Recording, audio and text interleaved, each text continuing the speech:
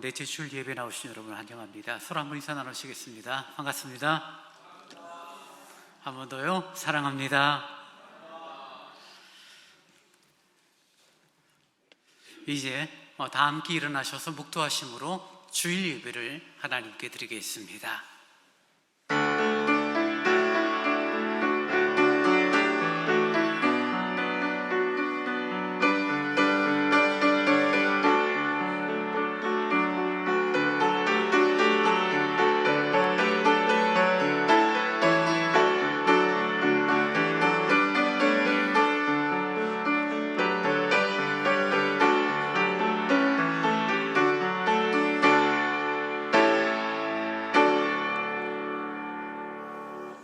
악인은 그의 길을, 불의한 자는 그의 생각을 버리고 여호와께로 돌아오라. 그리하면 그가 긍휼히 여기시리라. 우리 하나님께 돌아오라. 그가 너그럽게 용서하시리라. 언제나 자비의 음성으로 우리를 불러주시는 주님 감사합니다. 2월 넷째 주일 예배의 자리로 인도하시니 감사합니다.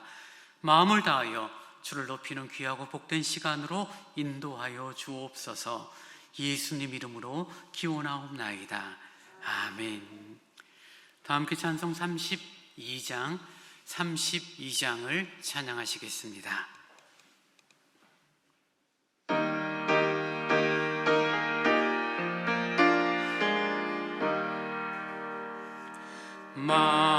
만유의 주제 존귀하신 사람이 되신 하나님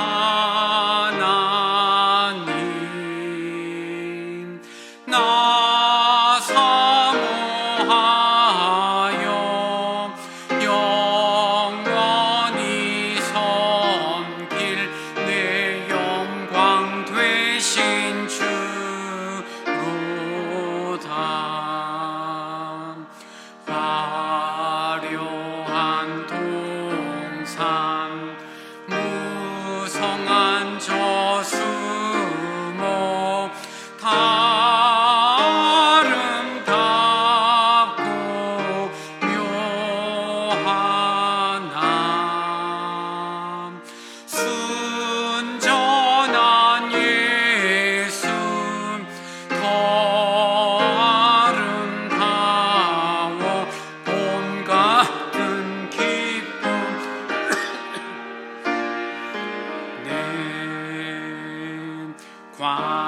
광명한 해와 명랑한 저 달빛 수많은 별들 빛나나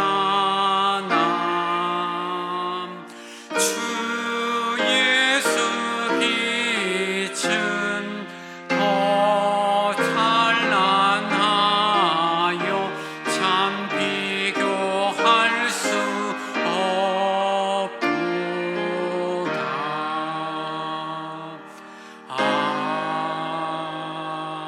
아멘. 사도신경으로 우리의 신앙을 고백합니다. 전능하사 천지를 만드신 하나님 아버지를 내가 믿사오며 그 외아들 우리 주 예수 그리스도를 믿사오니 이는 성령으로 잉태하사 동정녀 마리아에게 나시고 본디오 빌라도에게 고난을 받으사 십자가에 못 박혀 죽으시고 장사한 지 사흘 만에 죽은 자 가운데서 다시 살아나시며 하늘에 오르사 전능하신 하나님 우편에 앉아 계시다가 저리로서 산자와 죽은 자를 심판하러 오시리라. 성령을 믿사오며 거룩한 공회와 성도가 서로 교통하는 것과 죄를 사하여 주시는 것과 몸이 다시 사는 것과 영원히 사는 것을 믿사옵나이다. 아멘. 성시교독 8번을 교독하시겠습니다. 어리석은 자는 그의 마음에 이르기를 하나님이 없다 하는도다.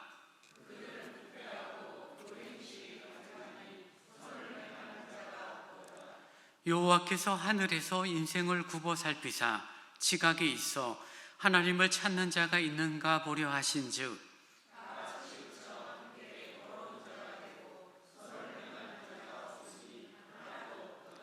죄악을 행하는 자는 다 무지하냐. 그들이 떡 먹듯이 내 백성을 먹으면서 여호와를 부르지 아니하는도다.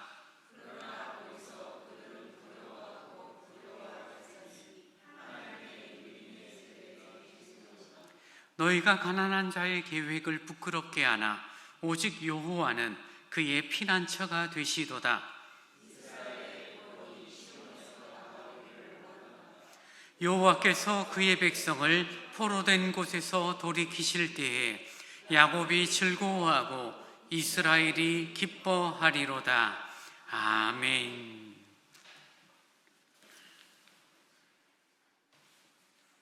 찬송 285장 함께 찬양하시겠습니다.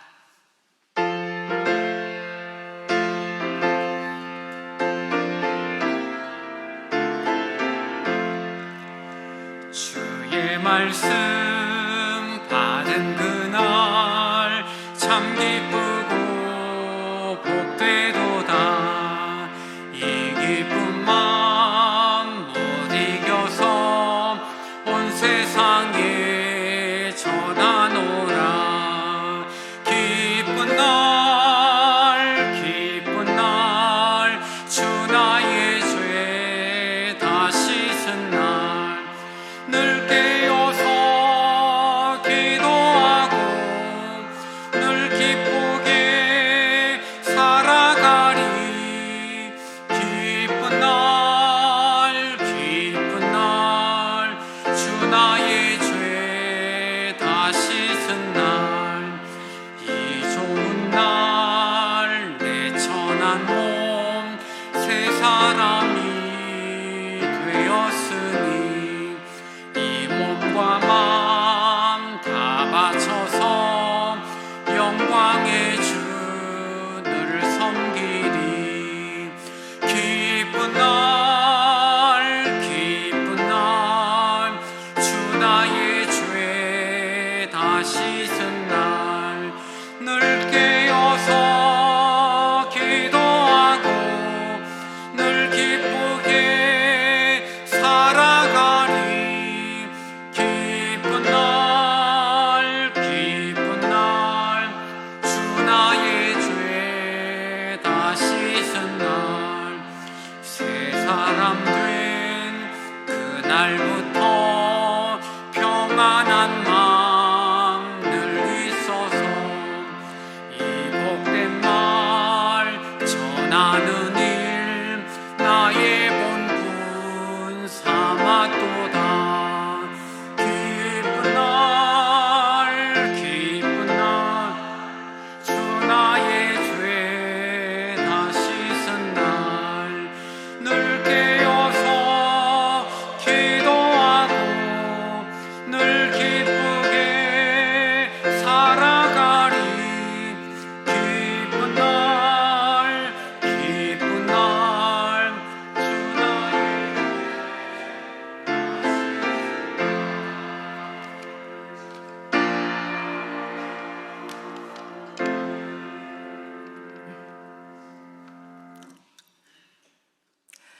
역사의 시작과 끝을 주관하시며 다스리시는 하나님 아버지, 은혜를 감사합니다.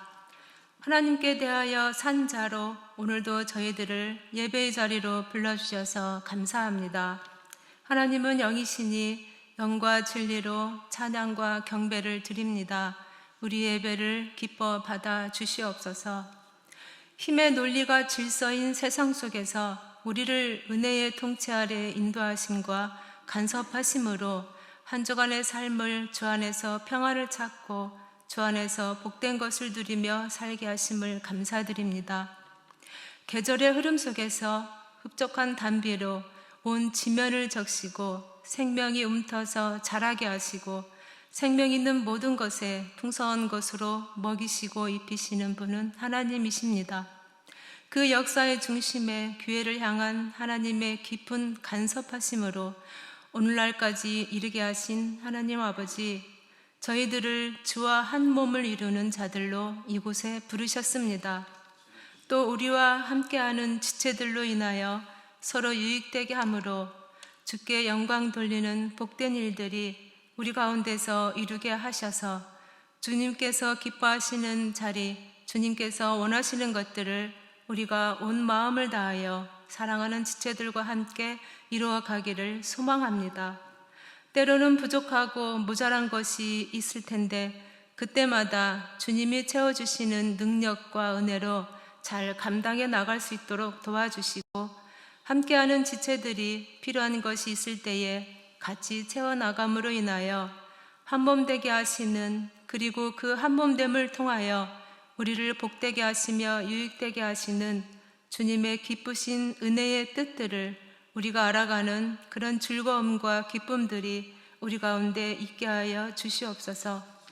주님, 우리 교회를 축복하여 주시어서 한몸된 지체들이 더욱더 연합하여 이 땅에 거룩하고 아름다운 교회를 세워나갈 때 부족함 없도록 주님 우리에게 큰 은혜를 부어 주시옵소서.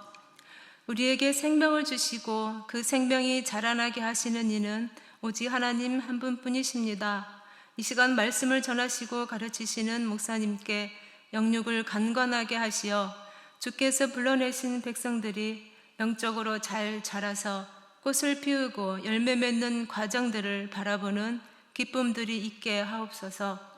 하나님께서 우리에게 무엇을 원하시고 계시는가를 이 시간 말씀 속에서 찾고 알아가기를 소망합니다. 우리의 영혼 깊은 곳에서 울려나는 하나님의 음성에 귀 기울이며 거기에 순종하게 하옵소서.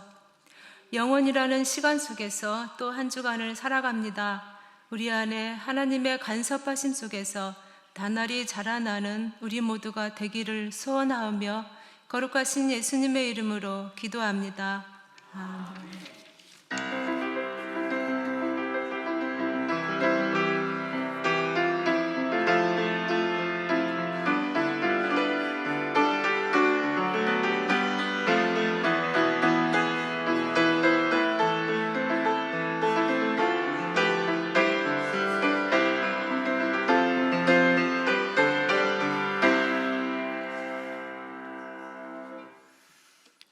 이 시간 우리에게 주시는 하나님의 말씀은 에베소서 4장 17절로 24절의 말씀입니다.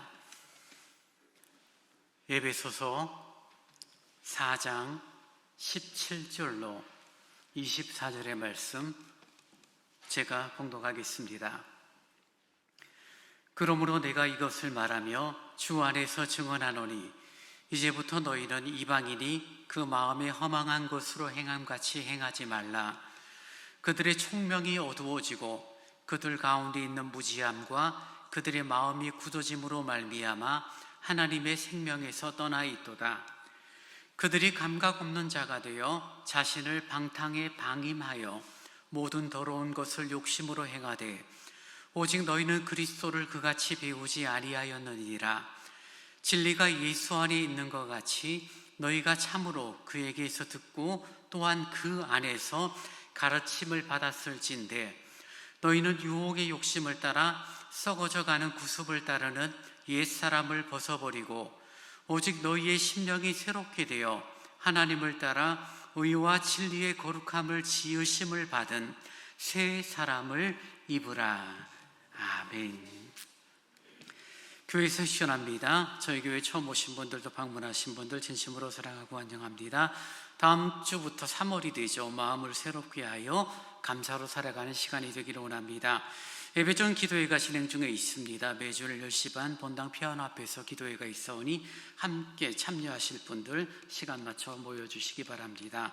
오늘 11시 예배 후에 당회로 모이게 되고요. 사랑의 쌀 우리 김삼년 집사님 가정에서 20kg 제공해 주셨습니다. 감사드리고요. 성경 일천독 운동 194호까지 진행 중에 있습니다. 이제 정성껏 준비하신 주일원금을 하나님께 드리겠습니다.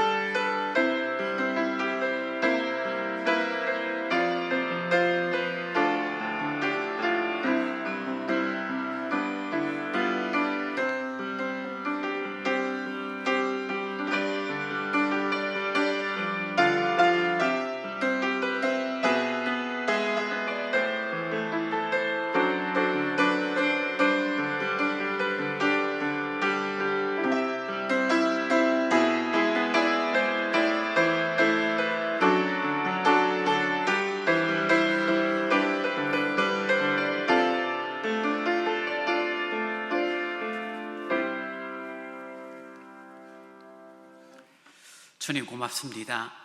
어느덧 2월의 마지막 주일까지 한 해의 삶 2달을 선히 지키시고 인도하시니 감사합니다. 하나님을 예배하는 시간, 하나님 앞에 헌금을 드릴 수 있는 믿음, 또 은혜를 주시니 감사합니다. 저희들의 삶에 때를 따라 도우시는 하나님의 귀한 은혜의 역사가 있어 지금 시간 나의 모습이 있다는 것을 고백하는 저희들이 되게 하시고, 하나님 앞에 헌금을 드릴 때마다 감사로 드리는 귀한 예물이 되기를 원합니다. 정성으로 드리는 헌금, 우리들이 믿음으로 드리는 헌금이요, 내가 이 물질로 살아가는 인생이 아닌 하나님의 은혜로 살아감을 고백하는 귀한 예물이 되기를 원합니다. 들어진 헌금이 주의 나라를 위하여, 교회를 위하여, 잃어버린 영혼을 찾고 어린 생명들을 위하여 잘 쓰여지도록 주께서 함께하여 주옵소서. 우리 삶이 곤고할 때가 있습니다. 육체가 연약할 때가 있습니다. 마음이 상할 때가 있습니다. 성령님 위로하시고 날마다 새 힘으로 덧입혀 주옵소서. 감사합니다. 예수님 이름으로 기도하옵나이다. 아멘.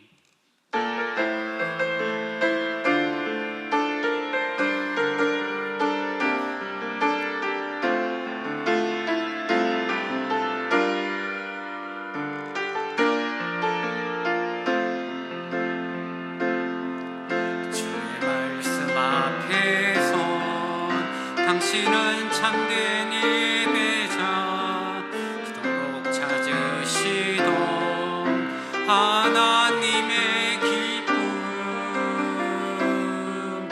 이 세상을 향한 거룩한 생명빛 되어 이 세상을 위한 구원의 소망 되어 영원한 함께 세워가리.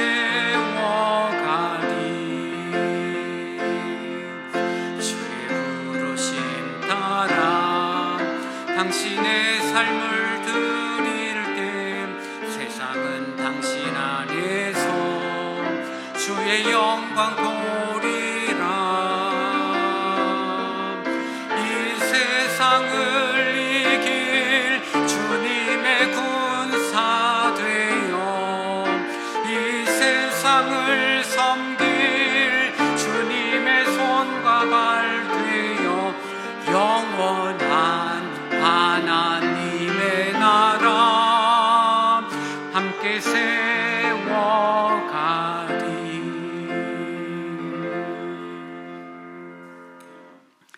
주님 고맙습니다. 주의 말씀 앞에 섰습니다. 우리를 새롭게 하시고 아름다운 신앙 공동체로 부르시니 감사합니다. 말씀의 은혜, 진리의 은혜가 누려지도록 주님 우리의 마음을 감동하여 주옵소서. 전하는 자, 듣는 자의 심령을 성령으로 충만하게 역사하여 주옵소서. 예수님 이름으로 기도하옵나이다. 아멘. 성경에서 말하는 믿음은 작은 부분의 변화는 아니죠. 전적인 변화, 근본의 변화가 믿음을 가진 사람들의 삶의 모습입니다. 피로 의해서 성령 수술을 받으시는 분들이 있죠. 예를 들어 코를 좀 높이거나 쌍꺼풀 수술하는 정도. 그 사람은 똑같은데 작은 부분에 대해서 변화를 주는 그런 수술을 우리가 성령 수술이라고 말하는데요, 그런 것처럼 일부분을 고치는 것이 아니라 믿음 생활, 우리들이 십자가의 길을 걷는다는 것은 근본이 바뀌는 영적인 성령 수술이 대대적으로 이루어진 것입니다. 예수를 닮고 예수의 모양과 형상을 따라 바뀌어지는 그런 근본의 형상의 변화가 믿음생활, 신앙생활이다라고 말할 수 있습니다. 우리는 늘 근본적으로 늘 자신의 것을 추구하죠. 내 마음, 내가 원하는 것, 내가 하고 싶은 것, 내 욕심, 세상의 욕망, 그런 것들을 추구하는 삶에 그리스도 예수가 함께 하시고 우리의 삶에 빠져 있었던 부분이 뻥 뚫렸던 공간이 이제는 예수와 더불어 채워지는, 그래서 더 이상 예전처럼 방황하며 살 수는 없는 믿음의 삶, 신앙의 삶을 저와 여러분이 걷고 있습니다. 물론 우리가 구원을 받았다는 것, 하나님으로 채워졌다는 것은 신분상으로 표현되어지는 것이고, 실제적으로 내 안에 있는 나쁜 습관 그리고 과거에 받은 상처들이 믿는 순간에 모두 순식간에 사라지는 것은 아니에요. 그래서 예수를 믿은 후에도 여전히 우리들 가운데는 옛 성품, 옛 자아가 남아 있습니다. 옛 성품, 옛 사람, 옛 자아라는 것은 하나님을 아직 믿기 전에 가졌던 근본의 마음, 자신을 추구하고 자신의 욕망을 드러내는 삶을 살았던 가치관, 생활 방식을 말합니다. 가치관과 생활 방식은 분리되지 않죠. 하나죠. 어떤 사람이 삶의 방식을 가지고 있다는 것은 그가 어떠한 가치를 이미 가지고 있다는 거죠. 예를 들어서 돈을 나의 생활의 가장 중요한 가치관으로 여기고 있는 사람은 그 살아가는 삶의 방법은 돈을 추구하고 돈을 얻을 수 있다면 수단과 방법을 가리지 않죠. 남을 해코지하는 것, 겁내지 않고 불법에 대하여 신경 쓰지 않고 오로지 나의 유익만 되어진다면 얼마든지 행하는 사람, 왜 그 사람의 가치관이 돈에 있기 때문에 그의 행동 방식은 돈을 추구하는 삶으로 이어지는 것입니다. 우리가 지금 본문으로 삼고 있는 에베소는 지금의 터키 지역에 있는 이방인들을 대상으로 바울이 기록한 성경이죠. 그 지역에 교회가 세워졌고 그리고 이방인이었지만 그들이 에베소 교회의 구성원이 되어졌지만 그들의 삶의 방식은 예수를 믿고 새 사람을 입어서 살아가는 삶의 방식보다는 여전히 이웃들, 친구들 그리고 예수 믿기 전에 살았던 삶의 방식을 따라가려는 옛 자아, 옛 성품을 추구하는 모습들이 여전히 있었고 그들에 대하여 바울이 권면하는 내용으로 시작하고 있습니다. 17절 보십시오. 그러므로 내가 이것을 말하며 주 안에서 증언하노니 이제부터 너희는 이방인이 그 마음에 허망한 것으로 행함같이 행하지 말라. 그들의 총명이 어두워지고 그들 가운데 있는 무지함과 그들의 마음이 굳어짐으로 말미암아 하나님의 생명에서 떠나 있도다. 바울이 지금 에베소 교인들에게 말하죠. 너희들의 이웃, 너희들의 가족, 너희들의 친인척들이 지금 하나님을 믿지 않는 그들의 어떤 정확한 그들의 지금 태도는 허망한 것으로 행하는 삶이 있었고 총명이 어두워진 삶이다라고 그렇게 마음을 두고 있다라고 말합니다. 옛사람은 허망하고 경직되고 강팍한 마음을 갖고 있습니다. 내가 잘났고 내가 훌륭하고 내가 바른 길을 걷고 있다고 하지만 예수를 알지 못하는 인생은 결국 잠시 눈에 보이는 작은 영역에서 선함을 추구할 뿐 결국은 자기 욕망을 추구하는 삶을 살아갑니다. 자기 욕망을 추구하는 삶의 결국은 무엇입니까? 사망의 길로 흘러갈 수밖에 없습니다. 마음의 완고함을 가지게 되면은 우리들이 헛된 것을 추구하도록 만들 뿐 아니라 새롭게 다가오는 진리, 바른 것들을 받아들이지 않도록 마음을 굳게 만드는, 마음을 단단하게 만드는 그런 작용을 하게 됩니다. 여러분이 아무리 좋은 이야기, 아무리 바른 이야기, 성경의 가치를 갖고 설명을 해줘도 여러분의 마음이 단단해지면 어떻게 돼요? 거절하죠. 거부하죠. 목사님 좋은 말씀은 좋은데 저는 싫어요 라고 말해버리면 끝나는 거죠. 그리고 그것이 오늘날 사실 우리들의 생활 가운데 반복이 되어지기도 합니다. 마음이 강팍해지고 있고 마음이 허망한 것으로 채워지고 총명이 어두워지면은 하나님으로부터 떠나 있는 삶이요, 그런 삶 속에서는 그 어떠한 것도 영향을 미치지 못하게 되고 그런 이방인들에게 둘러싸여서 살아갔던 에베소 교인들에게 너희들은 그러지 말라. 옛사람을 벗어버리고 주님이 기뻐하시는 그리스도를 닮아가는 삶을 사는 것이 옳다라고 말하고 있는 것입니다. 그 옛사람을 추구하는 삶의 특징을 19절에 한 번 더 말하죠. 그들이 감각 없는 자가 되어 자신을 방탕에 방임하여 모든 더러운 것을 욕심으로 행하고 있다라고 말하죠. 오늘 19절 말씀은 좀 표현이 어려운데 쉽게 말하면 이런 것입니다. 죄를 지었는데요, 부끄러워하지 않는 거예요. 잘못했는데 머리를 숙이지 않고 오히려 뻔뻔하고 방탕과 탐욕에 빠지고 더러운 일을 행하는 그런 모습을 갖고 있다는 거죠. 우리는 양심이라는 게 있고 거듭나고 예수를 믿고 난다면 신앙 양심이라는 것이 있습니다. 그래서 하나님 앞에 뭔가 부끄럽고 뭔가 추하다라고 느껴지면 우리는 머리를 숙이고 미안해하고 잘못됨에 대하여 마음이 괴롭죠. 회개하지 않으면 그 시간이 참 부담스럽습니다. 근데 감각 없는 자가 되어지면 어떻게 되어집니까? 잘못했음에도 불구하고 잘못을 잘못으로 인정하지 않죠. 그리고 뭐라고 말하죠? 남들도 다 그러지 않아. 뭐 이 땅에 살면서 다 그런 거지 라고 말하면서 자신의 마음이 삐뚤어져 있고 손과 발이 삐뚤어져 있음에도 불구하고 겉으로는 선해 보이고 겉으로는 훌륭해 보이는 모습들이 바로 에베소 지역에 살았던 이른바 훌륭하다라고 일컬었던 사람들의 특징이었습니다. 잠언 23장 7절에 보면은 참 재밌는 표현이 나오는데요, 이렇게 성경은 말합니다. 무릇 그 마음의 생각이 어떠하면 그의 사람됨도 그러하니 그가 말로는 먹고 마셔라 하여도 그 속마음은 너를 떠나 있노라라고 말합니다.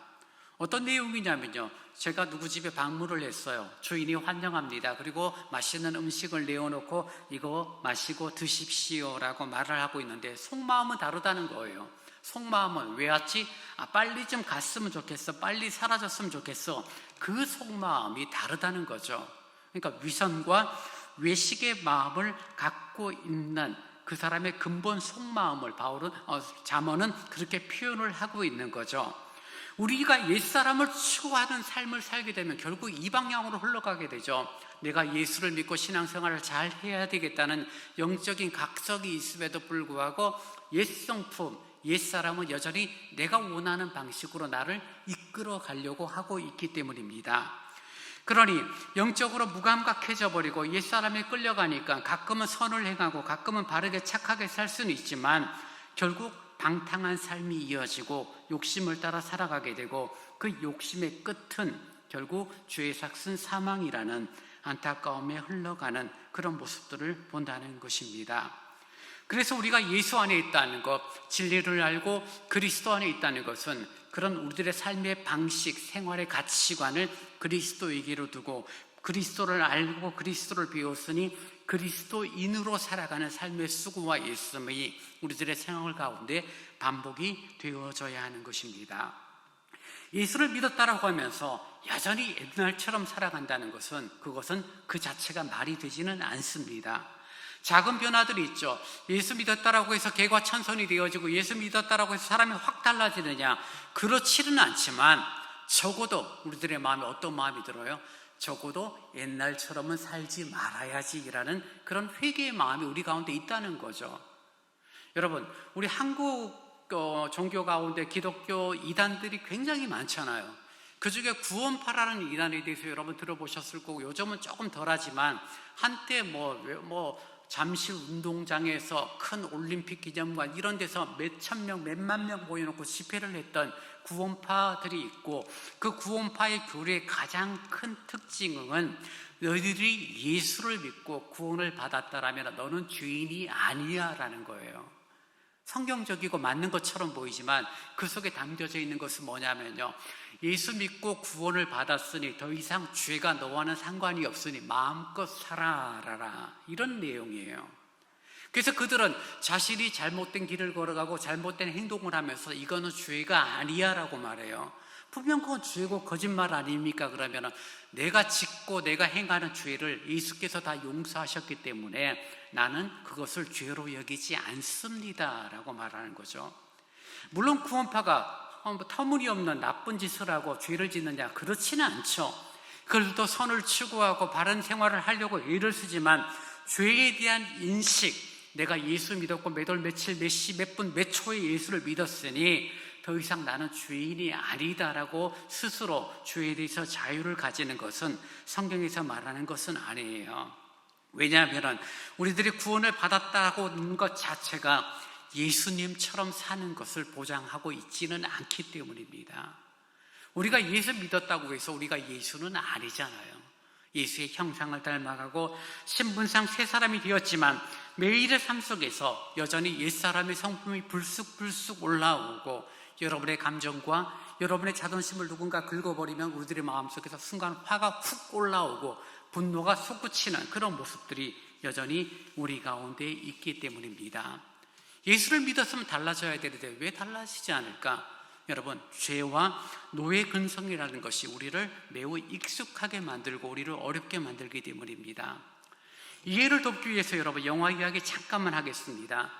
저는 개인적으로 좋아하는 영화인데요, 쇼생크 탈출이라는 그 탈출 영화입니다. 감옥에서 나오는 거죠. 억울한 그런 살인 누명을 쓴 그런 은행장 출신의 앤디라는 사람이 감옥에 갇히게 돼요. 그 사람이 탈출하는 내용인데 굉장히 내용이 재밌고 다양한 사람들이 나옵니다. 보신 분들은 제가 하는 말을 기억하고 보지 못하는 분들은 무슨 소리일까라고 고민하지만요, 한 가지를 제가 말씀드리고 싶어요. 거기 많은 사람들이 감옥에 갇혀 있었습니다. 젊었을 때 사람을 죽여서 한평생 감옥에 갇힌 앤디의 가장 친한 친구인 레드라는 사람이 나오고요, 또 그 속에서 또 한 사람이 나오는데 그 교도소 도서관을 운영하고 있었던 브룩스라는 한 노인이 나옵니다. 그 교도소에서 가장 나이가 많은 노인이에요. 관절염을 달고 있고, 그래도 교도소에서는 가장 나이가 많고 자그마치 50년 동안 감옥에서 생활하니 감옥에서 모르는 것이 아무것도 없어요. 그 사람이 도서관을 운영합니다. 어느 날 시간이 지나서 가석방위원회가 모이고 그 브룩스라는 노인에 대하여 가석방을 이렇게 심사를 하고 통과를 시켜요. 젊었을 때 10대 때 들어왔던, 그러나 이제는 어떤 늙고 병든 노인이 되어서 가석방을 돼서 그가 양복을 입고 가방을 들고 나옵니다. 나오자마자 깜짝 놀라는 거죠. 못 보던 차가 다니는 거예요, 도로에. 내 기억으로는 차가 어쩌다 한 대씩 다녔던 그런 어떤 시간이었는데 50년의 감옥 생활은 정말 횡단보도, 신호등, 그런 낯선 문화에 대하여 너무너무 힘들고 너무너무 부담스럽게 여기는 브룩스의 모습을 설명을 합니다. 가석방이 되어져서 자유로운 시간, 더 이상 감옥과 통제의 시간이 아닌 자유로운 시간이 주어졌음에도 불구하고 브룩스는 그 자유로운 시간이 오히려 힘들어요. 오히려 불편해요. 그리고 어느 날 자신이 살고 있는 집에 대들보에 줄을 감고 목매어 자살을 하는 내용이 나옵니다. 여러분, 단순하게 이야기하면 감옥 생활이 좋아요, 바깥 생활이 좋아요, 자유세계가 좋아요? 어느 쪽이 좋죠? 아무리 여러분이 뭐 어쩌고 해도 감옥 생활 좋다라고 말할 수 있는 사람은 아무도 없을 거예요. 자유로운 세상이 좋은 거죠. 근데 이 브룩스라는 노인에게는 감옥이 어떤 곳이었어요? 자그마치 50년 이상을 살면서 감옥이 가장 익숙하고, 감옥이 가장 편하고, 감옥이 가장 자신이 존중받는 그런 공간이었던 거죠. 간수들에 의하여 통제를 받고, 화장실에 가도 허락을 받아야 되고, 무엇 하나 자기 의지를 갖고 할 수 없음에도 불구하고 그 감옥이 너무 좋은 거예요. 왜요? 거기에 익숙해졌고 거기에 얽매여 버렸으니까요. 우리들이 예수를 믿고 새로운 삶을 살아갑니다. 새 사람이 되어 살아갑니다. 새 사람을 갖고 살아가는 게 얼마나 귀하고 복되다는 것은 다 알아요. 근데 막상 살다 보면은 예수를 믿고 새 사람으로 사는 삶이 아니라 오히려 감옥 생활이 즐겨지는 거죠. 그것이 그리워지는 거죠. 야, 그래도 감옥 생활이 편했는데 새끼 밥이 꼬박꼬박 나왔지 않아? 근심 걱정이 없었잖아. 사람들에게 존경을 받았지 않아? 아무런 두려움이 없었지 않아? 아프면은 알아서 다 해결해 줬지 않냐? 먹고 자는 의식주 문제가 해결되었지 않아? 그렇게 말하면서 과거로 돌아가려는, 마치 출애굽의 이스라엘 백성들처럼 우리가 노예 때가 좋지 않아서라고 말하는 것과 똑같은 거죠. 예수를 알고 예수를 믿고 새 사람이 되었습니다. 새 사람이 되어서 자유자가 되었어. 더 이상 노예가 아닌 하나님의 사람이 되었음에도 불구하고 하나님의 사람으로 사는 일에 대하여 저도 여러분도 그렇고 안타깝지만 서툴러요. 잘 못해요. 죄의 노예로 살아가는 것은 잘해요. 가만히 있어도 그 방향으로 흘러가고 훈련하고 연습하지 않아도 아무런 문제가 되지 않아요. 근데 하나님의 사람으로 살아가는 것은 가만히 있으니까 안 돼요. 아무것도 안 돼요. 사랑하는 것도 훈련을 해야 되고, 섬기는 것도 훈련을 해야 되고, 봉사를 해야 하는 것도 뭔가 내가 어떻게 해야 되는지 서툰 거예요. 그러다 보니까 열심히는 하는데 갈등, 다툼, 괴로움들, 무려 어떤 내가 불편해지기 시작하고, 차라리 옛날처럼 그냥 마음대로 살았던 예수를 알고 예수를 믿기 전에 옛사람, 옛성품을 따라 살아가는 삶이 더 편하다라는 그런 생각을 가질 만큼 믿음의 길, 십자가의 길을 걷는 것이 서툴고 실수가 많고 불편해지는 그런 시간들이 우리들에게 분명히 있다는 것입니다. 어떤 분들에게는 지금이 그런 시간일지도 몰라요. 어떤 분들에게는 작년이 그랬을지 모르고요. 어떤 분은 아직 그 시간까지도 도달하지 못하고 예수 믿고 그저 구원받았음에 대한 감사와 기쁨만을 가지고 있어서 아직 갈등, 고민들을 하고 있지 않을지도 모르겠습니다. 분명한 것은 우리가 마지막 날 죽음이라는 과정을 통하여 예수 그리스도를 통하여 재림에 주러 오시는 그분을 통하여 하늘나라에 들어가고 천국에 들어가기 전까지는 여전히 갈등이 있고 여전히 고민이 있고 여전히 두려움이 있고 서툰 모습들이 반복이 된다는 거죠. 믿음의 길, 십자가의 길을 걷는 것 단순하지가 않으니까요. 뭘 하나 하는 것도 뭔가 어려운 것 같기도 하고 쉽게 말하는 거 하나 때문에 마음이 상하는 내 모습을 보면 여전히 그런 것 같아요. 그래서 너희들이 에베소 지역에 사는 이방인들처럼 그들이 살았던 삶의 방식들이 선해 보이고 그것이 편해 보이는 것처럼 보이지만 결국 그것들은 총명이 어두워지고 감각이 없는 것들이고 방임되어진 거야. 그 길을 걷지 말고 20절에 말하죠. 너희는 그리스도를 그같이 배우지 아니하였으니 이제는 진리 안에서 그리스도 안에서 행하라라고 21절에 말합니다. 여러분 21절 말씀을 보십시오. 진리가 예수 안에 있는 것 같이 너희가 참으로 그에게서 듣고 또한 그 안에서 가르침을 받았을지인데, 너희가 듣고 가르침을 받았다는 거죠. 무엇을 들었습니까? 무엇을 가르침을 받았습니까? 세상의 가치, 훌륭한 삶의 방식이 아니죠. 뭐죠? 진리, 예수를 배우고 예수를 가르침을 받았다는 거죠. 그래서 예수를 듣고 예수를 가르침을 받았으니 너희들이 이제는 삶의 방식이 새 사람이 되어져야 한다라고 말하는 거죠. 여러분, 한 주간 사시면서 주의 말씀, 예수로 가르침을 받고 예수로 들을 수 있는 시간이 여러분에게는 얼마만큼 되는가요? 아마 개인적으로 물으시면 아마 어쩌면은 지금 예배하는 이 시간이 일주일의 유일한 시간일 수 있는 분들도 있을 거예요. 삶의 분주함 가운데 성경을 읽거나 성경을 읽음에도 불구하고 무슨 말인지 잘 이해되지 않는 분들도 있으니까요. 개인적으로 성경 공부를 따로 하시지 않는 이상 예배 나와서 찬송하고 기도하며 지금 하는 이 설교 시간에 말씀을 듣는 것, 이런 부분들이 듣고 가르침을 받는 것이다라고 말할 수 있는 거죠. 매우 중요하다는 것을 말하고 있는 거죠. 그래서 아무리 피곤하고 아무리 힘들어도 제가 어떨 때는 참 안타까운 게 그 시간을 내서 교회에 왔는데 이 시간에 스마트폰으로 게임하는 분들이 있는 거예요. 너무 황당한 거죠. 집에서 충분히 하실 수 있을 텐데 굳이 예배 시간에 와서 폰을 보고 있어? 졸거나 또는 말씀에 집중하지 않고 두리번 거리는 그런 모습들에 대하여 옆 사람과 소곤소곤 이야기하는 그런 모습들에 대해서는 잘잘못의 문제가 아니라 저는 너무 안타까운 거예요. 하나님의 말씀을 들을 수 있고 하나님의 말씀을 가르침을 받을 수 있는 귀하고 복된 시간, 그 30분 40분을 집중하지 못한다라면 우리가 하나님의 사람으로, 새 사람으로 살아간다는 것이 말처럼 더 어렵고 더 힘들 수 있다는 것입니다. 여러분, 옛사람을 벗어버리고 새 사람으로 살아가기를 원하신다라면 듣고 가르침을 받는 일에 여러분이 더더욱 집중을 하셔야 합니다.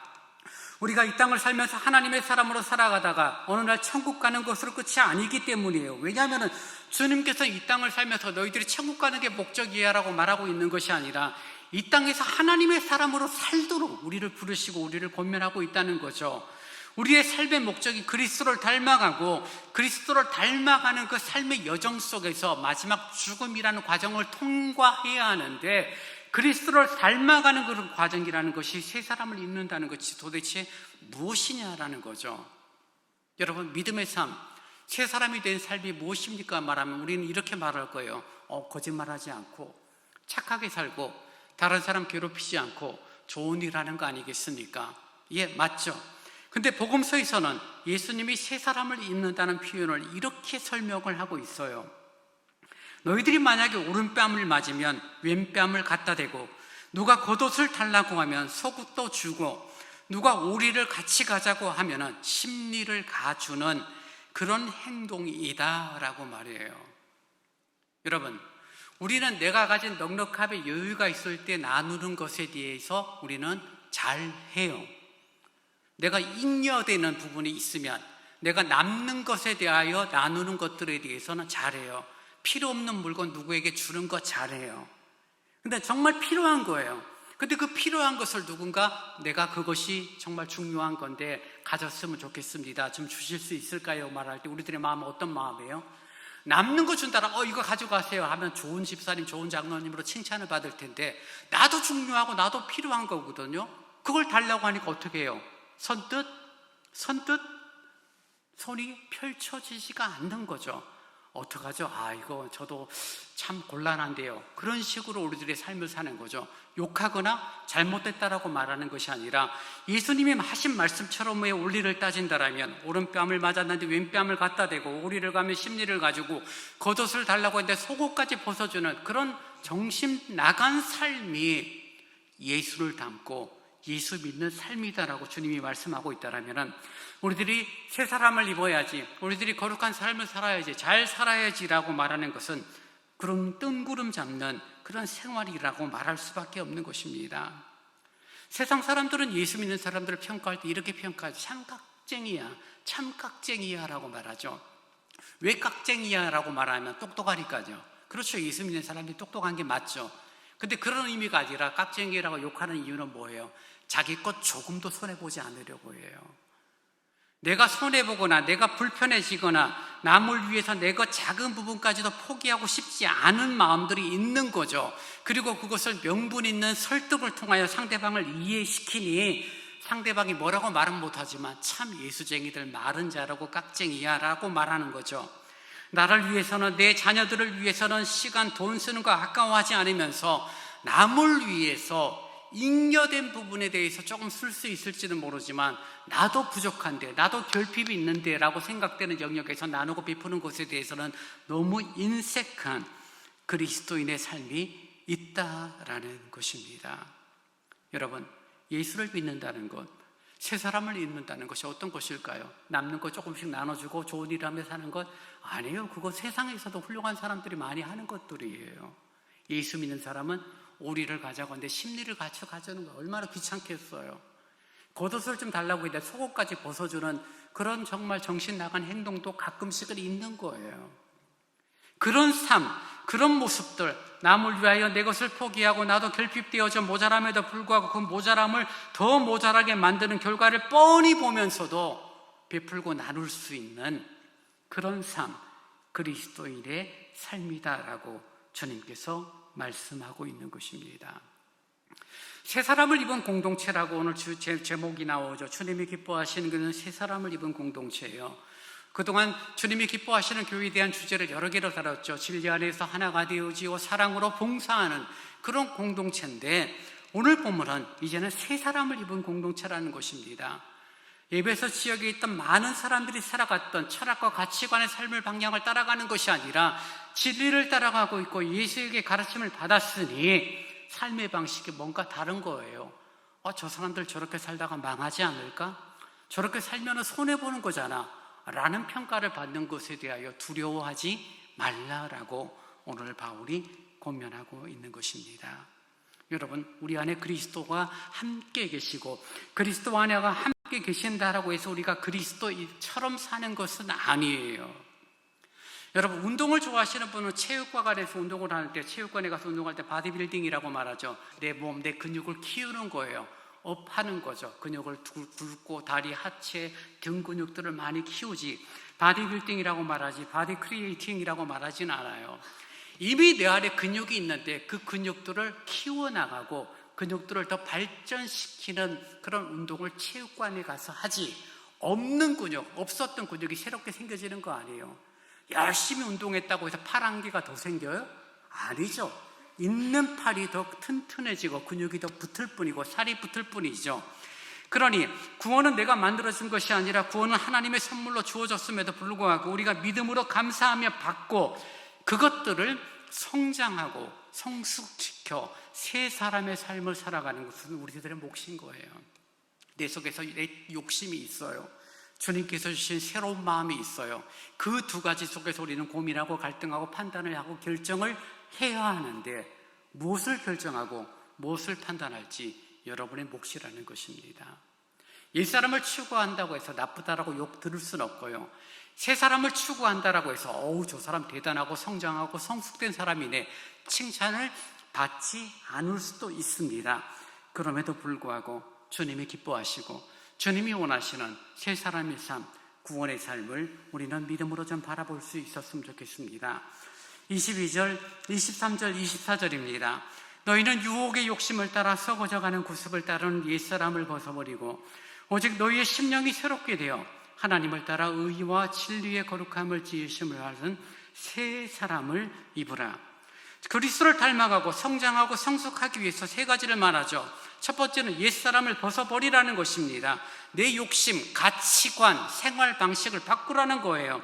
두 번째는 사고방식을 바꾸라는 것이죠. 여러분의 생각과 여러분의 마음이 시작되어서 여러분의 행동과 말이 있으니까요. 세 번째는 새롭고 거룩한 습관을 발전시키므로 그리스도의 새로운 성품을 입는 새 사람을 입은 자로 살아가라고 성경은 우리에게 권하고 있습니다. 우리 안에 진리가 거하고 우리 안에 그리스도가 함께함에도 불구하고 그리스도로 투영된 나의 삶이 아니라 내 욕심을 따라 옛 자아가 투영되는 삶이 반복되고 있다면 우리는 회개하고 내 속에서 그리스도가 드러나고 그리스도가 투영되어지도록 우리 삶을 새롭게 만들어 가야 할 의무가 있는 것입니다. 여러분, 우리들이 예수를 믿고 영적인 성장과 성숙을 이루어가는 것, 아까도 말씀드렸지만 즉각적이거나 자동적으로 이루어지는 것은 아니에요. 평생 동안 점진적으로 이루어지는 것입니다. 그런 면에서 저도 여러분도 점진적으로 이루는 그 과정 가운데 있습니다. 점진적인 과정이 있다는 것, 실수할 수 있다는 거예요. 여러분이 사랑하고 섬기고 봉사하는데 서툴 수 있다는 거예요. 잘한다고 했는데 결과가 이상해지는 그런 일들이 빈번하게 있을 수 있다는 거예요. 그걸 두려워하지 마세요, 여러분. 여러분이 선한 마음을 갖고 살아간다라고 했는데 오해가 생겨서 미움이 생기는 걸 겁내지 말라는 거예요. 그런 오해가 생기고 문제가 생기는 것 때문에 사랑하고 섬기고 봉사하고 존중하는 그런 행동을 하지 말아야지라고 마음을 강팍하게 먹지 말라는 것입니다. 누구든지 실수할 수 있고 누구든지 서툰 모습을 가지고 있음에도 불구하고 하나님이 기뻐하시는 것, 우리들이 서툴고 실수도 많고 오해의 여지를 남길 많은 잘잘못의 행동들이 있음에도 불구하고 우리들이 그러한 과정 속에서 그러한 행동을 하는 것들을 주님이 기뻐하신다는 것입니다. 왜냐하면 그런 것들을 통하여 우리가 그리스도의 새 사람을 입은 사람으로 변화 그리고 점진적인 성장과 성숙을 이루어 갈 수 있기 때문입니다. 예배를 드리고 성경 공부를 하며 기도하는 것, 그것으로 우리들이 성장과 성숙을 만들어 간다라고 이해하지만 그것만 있는 것은 아니에요. 교회 내에서 갈등들, 꼴 보기 싫은 사람들과의 만남들, 교제들, 함께 밥을 먹고 함께 차를 마시고 대화를 나눠야 되는 것들, 참 힘든 사람인데 그 사람하고 부딪히고 교제하고 그런 시간들을 보내는 것들을 통해서 여러분들의 신앙이 성장되고 성숙되는 거예요. 여전히 어린아이 수준에 머물러 있고 나는 여전히 갓난아기 같은 수준에 있을 거라면 좋아하는 사람들하고만 악수하면 돼요. 꼴 보기 싫은 사람은 모른 척하고 생까버리면 끝나는 거예요. 그런데 결코 그것은 우리들의 삶을 성장으로 성숙으로 만들어 가지 않아요. 여러분의 가족들을 기억해 보십시오. 여러분의 삶을 돌아보세요. 싫은 가족들이 있죠. 가족들 가운데 갈등과 다툼이 있어요. 그렇다고 해서 가족을 깨버려요? 그렇지는 않잖아요. 가족이니까 참고 사는 거죠. 때로는 힘들고 어려워도 어쩔 수 없이 가족이니까 라고 말을 하는 그런 태도들을 대부분의 가족 구성원들이 가지고 있어요. 교회도 영적 가족이죠. 싫다고 저 사람 내치고 저 사람 마음에 안 든다라고 나오지 말라 그러고 교회를 그런 식으로 운영할 수는 없는 것입니다. 내가 싫어도 함께 부딪히고 서로 용납하는 법을 통하여서 배워나가는 거죠. 하나님이 원하시는 구성원이 새 사람을 입는다는 것이 이런 거구나. 그저 열심히 기도하고 열심히 봉사하고 성경 공부하고 예배 잘 참석하는 것, 그런 것들을 통하여서만 내 신앙이 성장 성숙되는 것이 아니에요. 오히려 다투기도 하고 참 부대끼기도 하고 참 싫은데 라는 그런 마음이지만 그럼에도 손을 내밀고 그럼에도 서로 안아주고 서로 사랑하는 모습들을 통하여 성장과 성숙을 만들어가는 그런 것들을 훈련하는 공간이 바로 교회라는 곳입니다. 그래서 여러분, 함께 모여서 함께 행하는 것이 매우 중요해요. 잘한다고 혼자 독불장군처럼 할 수는 없는 것이 교회입니다. 더불어 함께하는 거예요. 잘하는 사람은 잘하도록, 못하는 분들과 서툰 분들은 도와주고, 그래서 함께 더불어 잘하는 그런 교회 구성원으로 이루어질 때 그것을 우리는 새 사람을 입은 공동체다라고 그렇게 말씀을 드릴 수 있겠습니다. 사랑하는 여러분, 우리들의 모습들을 돌아보십시다. 늘 좋을 수는 없어요. 늘 건강할 수는 없어요. 아플 때도 있고 피곤할 때도 있고 어떨 때는 하기 싫을 때도 있죠. 그래요. 그런 모습들을 있는 모습 그대로 존중하고 있는 모습 그대로 받아들이되 채워주고 결핍을 채워주고 또 남는 것들은 또 베풀면서 주님이 기뻐하시는 새 사람을 입은 공동체, 진리를 듣고 배우고 가르침을 받고 들어서 하나님의 거룩을 이루어가는 아름다운 공동체 구성원으로 각자의 역할을 감당할 뿐 아니라 서로를 돌아보는 그런 아름다운 신앙 공동체로 저희 서울대광교회가 든든히 세움받기를 간절히 원합니다. 이제 다 함께 일어나 찬송 276장 276장을 찬양하시겠습니다.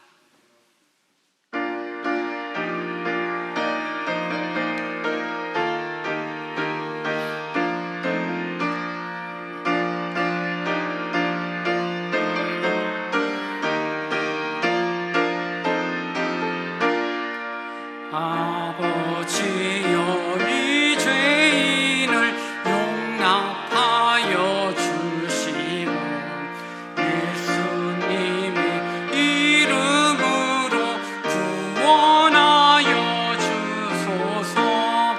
아버지를 떠나 산지 벌써 오래되었고 험한 길에 고난 몸이 이제 돌아옵니다.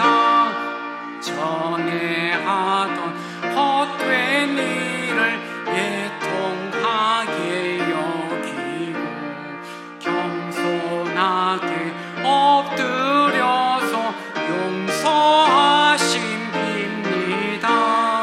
은혜 감당 못하오 회개하는 영혼과 나의 약한 육신까지 감히 드리옵니다.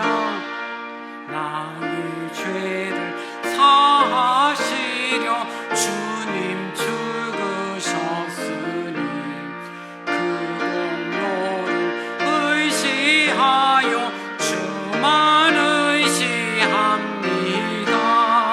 아버지여 용납하사 나를 품어주시고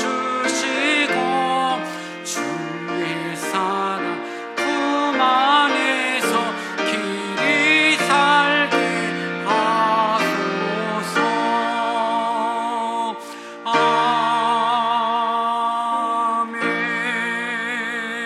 아멘. 이 시간 우리 함께 기도할 때 우리들이 새 사람으로 입은 공동체가 되어진다는 것, 완벽하고 완전함을 이룬다는 의미가 아닙니다. 완전함과 완벽함을 추구하는 과정에 있고 그 속에서 생겨지는 문제들, 실수들, 어려움들, 그런 것들을 우리들의 믿음과 진리로 감당하고 극복하는 공동체, 바로 새 사람을 입은 공동체입니다. 주님을 듣고 주님을 배우고 주님의 가르침을 받은 자들이 행동하고 생활하는 곳입니다. 주님, 저희 서울대광교회가 주님이 기뻐하시는 교회, 새 사람을 입은 공동체로 세워달라고 이 시간같이 기도합니다. 아버지 하나님 감사합니다. 연약한 저희들에게 믿음과 은혜를 허락하시고 주님이 기뻐하시는 신앙 공동체로 서울대광교회를 꾸려나가게 하시니 감사합니다. 연약함이 있고 문제가 있고 우리들 가운데 서로 불편함이 때론 생기기도 하지만 믿음으로 하나가 되게 하시고 존중하고 그리스도의 성장과 성숙을 이루어가는 그런 정말 열린 마음을 가질 수 있도록 은혜를 허락하여 주옵소서. 주님이 기뻐하시는 것들을 선택하는 내 영혼이 되어지기를 원합니다.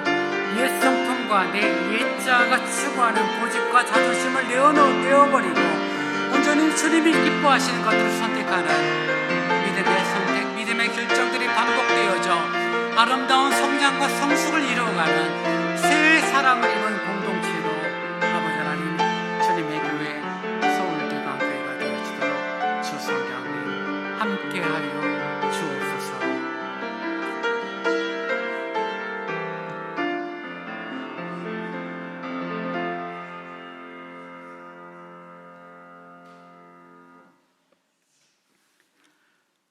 지금은 우리 주 예수 그리스도의 은혜와 우리 아버지 하나님의 무한하신 사랑하심과 성령님의 함께 하시며 위로하시고 교제케 하심이 옛자 옛 성품을 벗어버리고 새 사람을 입어 그리스도의 장성한 분량에 이루고 아름다운 신앙 공동체를 세워나가기로 다짐하는 오늘 예배에 참여한 모든 성도들, 또 가정에서 온라인 예배로 참여하는 성도들 위해 이제로부터 영원토록 함께 있을지어다. 아멘.